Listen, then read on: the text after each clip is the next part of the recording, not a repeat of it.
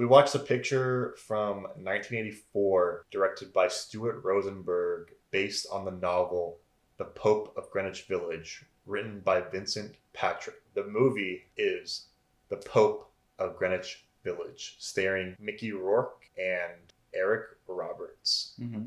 And Mickey Rourke is the Pope of Greenwich Village. Yeah. I didn't even realize that till the end. He delivers that line. Yeah, it's not a spoiler or anything, but that's the movie's called The Pope of Greenwich Village just because he says it in the movie. He says that he is like at the very end. Yeah. He's kind of like Christopher Walken when he's like, I'm the king of New York. Yeah. It takes place in Greenwich Village in New York City Mm-hmm. in 1984. I like this movie, dude. I like this movie. Dude, what do you call it? Like tour de force of acting or something? Bro, the acting is fucking amazing, so dude. Good, dude. Like every scene, like Mickey Rourke and Eric Roberts, like fucking they light up, dude, and they fucking go hard, and they really push each other in this film. Yeah, Eric Roberts, such an underrated actor. Dude, yeah, people see him nowadays and they're like, oh, it's that guy that's in everything. Yeah. But dude, back in the 80s, early 90s, he's fucking phenomenal, dude. He kills it. He kills it in everything, dude. Dude, he's so good. He's like so memorable. Yeah. Even when he has like bit parts, like even The Dark Knight, like he's so memorable in that. I know, he really is. Yeah. Eric Roberts, legend for sure. I love Star 80. This movie is amazing too, dude. This is a fucking sick movie. And now I'm like, I like Star 80 more, but I'm kind of debating performance wise which one is better. Star 80 is so fucking good, dude. We have to watch Runaway Train. Yeah, we gotta watch Star 80 too. Yeah. Because Eric Roberts, like after I saw Star 80, I'm like, okay, this guy is not just some bit guy. This is like a fucking masterpiece of a movie directed by Bob Fosse. Yeah, Bob Fosse. And he's just such a slimy dirtbag, but also really charismatic bad person. Yeah. And then in Pope of Greenwich Village, he plays more of a... Well, how would you describe Eric Roberts? Dude, definitely the closest comparison, if you've seen Mean Streets, is De Niro's character in that. Kind of... That's the relationship that the Pope of Greenwich Village, a.k.a. Mickey Rourke, has with Eric Roberts, Yeah. He's a hothead. He's got a lot of like Shylocks to pay, He owes a lot of money. He's just kind of like grew up in Greenwich Village, like streets, and he's just kind of this like hustler all the time, but he's like cool too, he's all about like presenting himself in like a certain way, and he's got like a jive to him. Yeah, this is definitely I love the genre of the New York street mob type movies. I love that. Like we talked about a couple other street films in this on this show, particularly The King of New York and then Driller Killer as well. And like I love that New York street shit, dude. I eat it up, man. And this is a different approach to that. Yeah, it is, because they're not really like mob guys, they're just like local dudes. You can tell how the mob has a lot of hands and everything, but they're kind of like just local kids trying to make their way in life. Like it starts out, they work at a restaurant and they get fired. They're like, fuck, we're just trying to fucking like make it here, you know?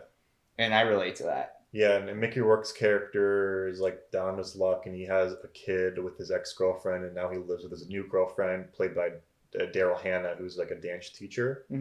And she's pregnant, so he needs to find a way to get some quick cash, you know what I mean? He's approached by this character Paulie, played by Eric Roberts, who's a hothead, not all there. It's his cousin. Yeah, his cousin Paulie, who he's friends with and he loves and stuff, and they've always had each other's back and like grew up together, they like trust each other. But Paulie, Eric Roberts, is a little bit too much of a hothead.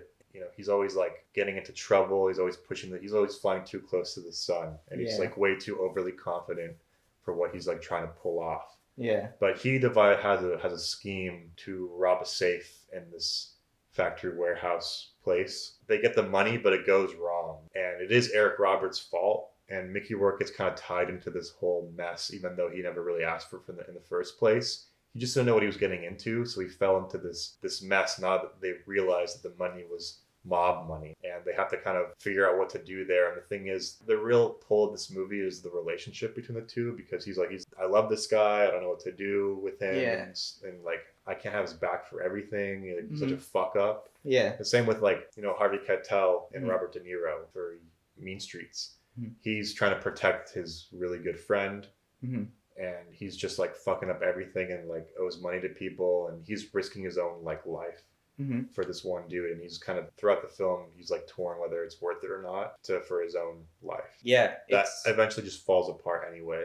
Yeah. You know, and like, and Paulie's his only friend, and by the end of the movie, you're like, oh shit, like the only thing he has is this guy. Mickey Rourke has like authority over Eric Roberts, but he always like even he's smart. He's way smarter, and he's like more level-headed and sensible. He's older, and he's trying to straighten out his cousin, but at the same time, every time his cousin fucks up and it always backfires and affects Mickey Rourke, he never like holds that against him, because there's like a commentary here about like family and about culture, you know, about like being a New York Italian, being a New York Irish, you know, the different places you grow up, like you can't just turn your back on these people. That's the one thing, like with his girlfriend, kind of the juxtaposition is like his girlfriend's kind of, you know, he wants to go with her. He wants to start a new life in like upstate New York. He wants to own a restaurant. He wants to like kind of have like a stable life. But at the same time, there's a part of him that wants to stay with Paulie, that wants to stay in New York, that wants to like take care of his family. I don't know. I love that. I thought that scene was really written with his girlfriend kind of saying like, why do you trust this guy? He like fucks you up all like every time, every turn. He like always like leads you down the wrong path. Mickey Rourke owes money to like Shylock. Eric Robert owes money to Shylock, but Mickey Rourke is also kind of is a part of that. And then in Buffalo 66, Mickey Rourke is the Shylock. He is the mob guy. That's true. Yeah, dude, he looks so different. Yeah, dude, Mickey Rourke does not look like the Mickey Rourke that we grew up on. Dude, he looks a completely different. I'm like, who the fuck is this actor? Yeah. And you're like, no, it's Mickey Rourke. He looks so different nowadays. Yeah. Like that the one that we know, like the Iron Man one and the wrestler and that shit, like Buffalo 66. He looks like a totally different person. I know, but he's such a fucking good actor, though. He's so good. Yeah. He's so good. Like, if he just, I don't know, there's something so off-putting about, like, how he looks nowadays, but if he just hadn't done that stuff, like, I don't know. He has a look to him, you know? He does, but, dude, he's so good in this. Yeah. Holy shit. But he's so good in it, but I think Eric Roberts takes the cake on the performances. You think so? Yeah. I think they're both really, really good. That's the thing. So Roger Ebert, what he said about this film is he likes it. There's a lot of fun parts in it, a lot of good laughs, and there's like flavor to it for sure. But he says it falls short of having a commentary about the human condition and is more just about acting. And I kind of feel that. It is very much about these two performances. It's a good movie. I do see its shortcoming, kind of focusing a little too heavy on the acting, a little too much on the performances. Yeah, I can see that. There's scenes where fucking Eric Roberts like, my thumb! He goes off. Dude, he goes off. Yeah, he goes off. In like the Pope of Greenwich Village, like it gets brought up in Entourage. Yeah, it's Vincent Chase's favorite movie. Yeah, but the scene, do you remember when he talks about it? No. It's the scene where when he meets Billy Walsh for the first time. They're talking about like New York because they're doing Queens Boulevard, and he's like, yeah, like Pope of Greenwich Village, and he's like, Pope Greenwich Village, I've seen it 13 times. And then there's a girl there that says, yo, you like Pope of Greenwich Village, you seem more like a Henry Portrait of a Serial Killer type guy. And then he says, I've also seen that 13 times. Like that's like the dialogue. Is that what Billy Walsh says? Yeah. But they connect over the Pope of Greenwich Village because they're gonna make Queens Boulevard because they didn't want to make a New York street movie. Yeah, who doesn't like a New York street movie? And the thing is, Billy Walsh is based off of Vincent Gallo. Yeah, that's true. That's true. It's so funny, dude. But like, I mean, it would be cool to see the Queens Boulevard movie if it actually was made. Yeah, I would fucking love that, dude. Yeah, Vincent Gallo was in an interview. He was talking about how he was in Greenwich Village during the shooting of the Pope of Greenwich Village, and he would like run into Mickey Rourke, and he was just an artist back then. He was just a young just dude a kid, growing up in New York. Yeah. But he said that they fucked with him because he was just some New York kid that was there, like not some like fan, you know. So that's kind of cool. That's what he said in the interview. He said they would go out and get gassed. Yeah, and they would come home and he would see them. This is when he was hanging out with Basquiat and stuff, and they would go to William S. Burroughs' house and shit, and hang out with him. But yeah, that's just like an interesting little anecdote that Vincent Gallo was there, and he's like a big fan of Eric Roberts, Mickey Rourke. Yeah. Obviously Mickey Rourke because he was in the movie. Yeah. I'm surprised. So The mother of the cop. Yeah. Do you know her name? Geraldine Page? Yeah. Yeah. Geraldine Page.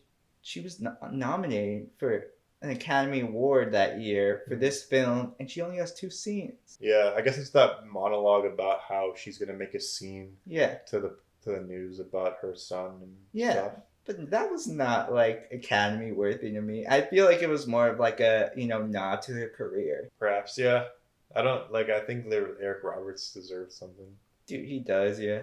We have to see Runaway Train now, but honestly, like I'm not a big fan of like Angelina Jolie's father. You don't like Jon Voight? I don't like Jon Voight that much, no. Huh, that's interesting. Do you fuck with Dennis Hopper?